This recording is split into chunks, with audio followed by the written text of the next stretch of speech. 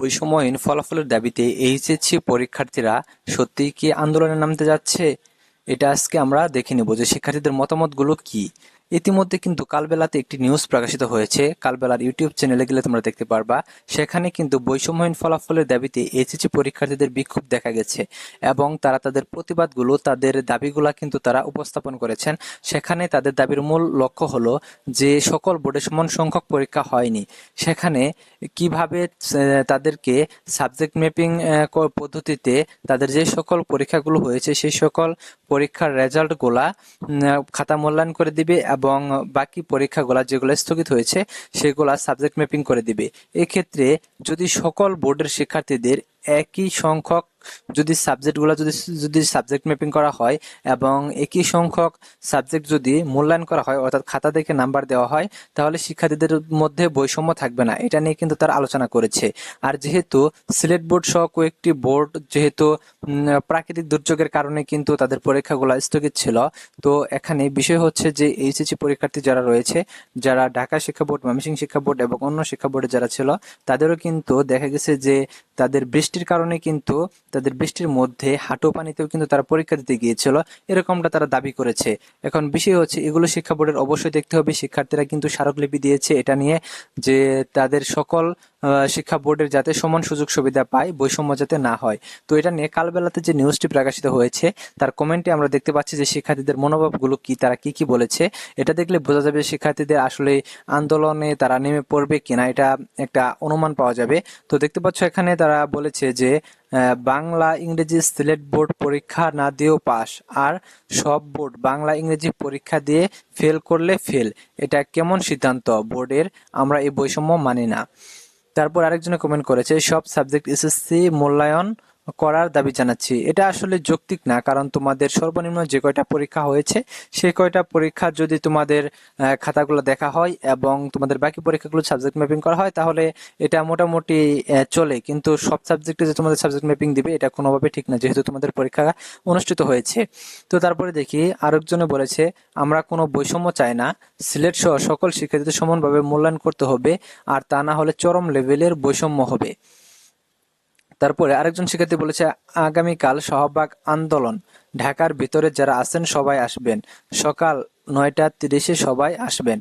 তো এটা নিয়ে কিন্তু দেখা গেছে যে এর আগেও কিন্তু তোমরা যে আন্দোলন করেছিলা এরকমটা কিন্তু দু একজনে কমেন্ট করেছিল যে তোমাদের আগামীকাল থেকে আন্দোলন শুরু। তো করতে করতে হুট করে দেখে নিয়েছিলাম আমরা বরিশাল শিক্ষা বোর্ডে কিন্তু স্টুডেন্টরা কিন্তু রাস্তায় কিন্তু আন্দোলনে নেমে পড়েছিল। তো এবারও নেমে পড়ে কিনা আসলে এটা বলা যাচ্ছে না।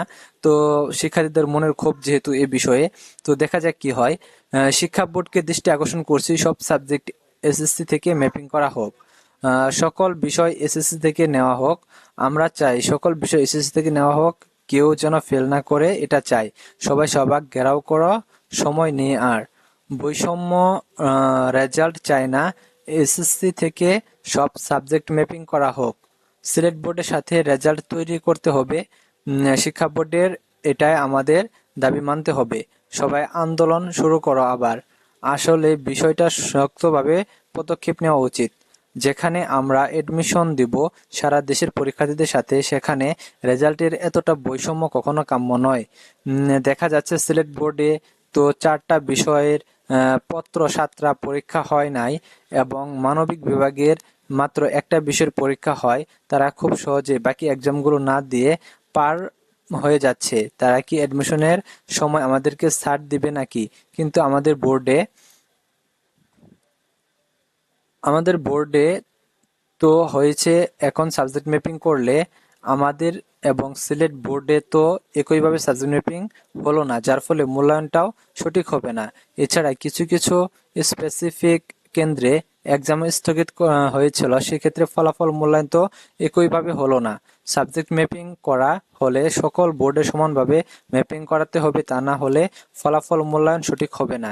এইচএসসি মতো এমন একটা পাবলিক পরীক্ষায় রেজাল্টে এতটা বৈষম্য আমাদের ভবিষ্যতে কতটা প্রভাব পড়বে একবার ভেবে দেখেছেন? হ্যাঁ, এই ভাই কিন্তু একদম যুক্তিযুক্ত কথা বলেছে।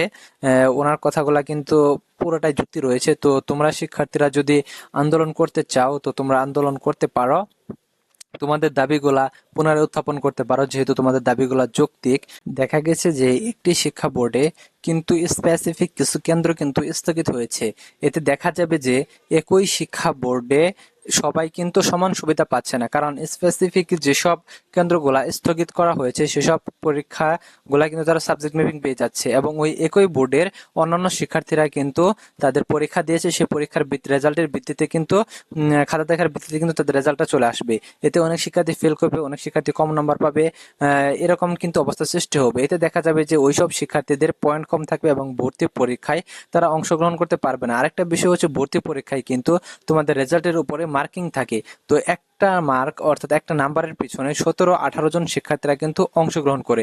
এতে কিন্তু তোমাদের পরীক্ষার্থীদের কিন্তু বিশাল একটা সমস্যার সৃষ্টি হবে, কারণ অনেকেই পরীক্ষা না দিয়েই কিন্তু তাদের পয়েন্ট অনেক বেশি থাকবে, আর তোমরা পরীক্ষা দেওয়ার কারণে অনেক ভালো স্টুডেন্ট হওয়ার পরও তোমরা কিন্তু দেখা যাবে যে অনেকটা পিছিয়ে থাকবে, কারণ একটা নাম্বারের পিছনে যেহেতু স্টুডেন্ট লড়াই করে 15 জন থেকে 17 জন, 18 জন, 20 জন পর্যন্ত লড়াই করে, সেহেতু তোমাদের থেকে দেখা যাবে যে কয়েক নাম্বার ওরা বেশি পাবে, অর্থাৎ কয়েক নাম্বার ওরা এগিয়ে থাকবে, ওদের কিন্তু চান্স পাওয়ার সম্ভাবনাটাও বেশি থাকবে। যদি ওরা তোমাদের লেভেলের স্টুডেন্টও হও, ওরা কিন্তু তাহলে এক ধাপ তোমাদের থেকে এগিয়ে থাকবে। তো তোমরা অনেক বেশি পরিশ্রম করেও কিন্তু দেখা যায় যে তোমরা কিন্তু চান্স পাবা না।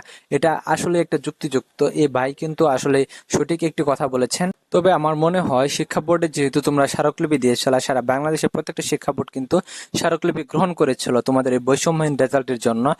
এটা নিয়ে কিন্তু শিক্ষা বোর্ডকে অবশ্যই কিন্তু চিন্তা ভাবনা করা উচিত ছিল, এবং শিক্ষা বোর্ডের ভাবা উচিত ছিল যে একজন শিক্ষার্থী এখানে যদি পাশ করেও যায়, পরবর্তী ভবিষ্যতে তারা যে ইউনিভার্সিটি অ্যাডমিশনে যাবে তখন তাদের কি হবে, তখন কিন্তু তাদের উপর বিরাট একটা প্রভাব ফেলবে।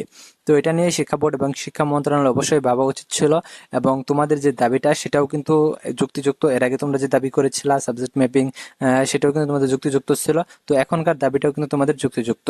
তবে এই সিদ্ধান্ত নিলে সবচাইতে বেটার হবে, সেটা হচ্ছে যে সর্বনিম্ন যে বোর্ডে সর্বনিম্ন যে সংখ্যক পরীক্ষা হয়েছে ওই সংখ্যক পরীক্ষাগুলার খাতা সকল বোর্ডে মূল্যায়ন করা হোক, এবং বাকি সাবজেক্টগুলা সাবজেক্ট ম্যাপিং করে তারপর তোমাদের রেজাল্ট দেওয়া হোক।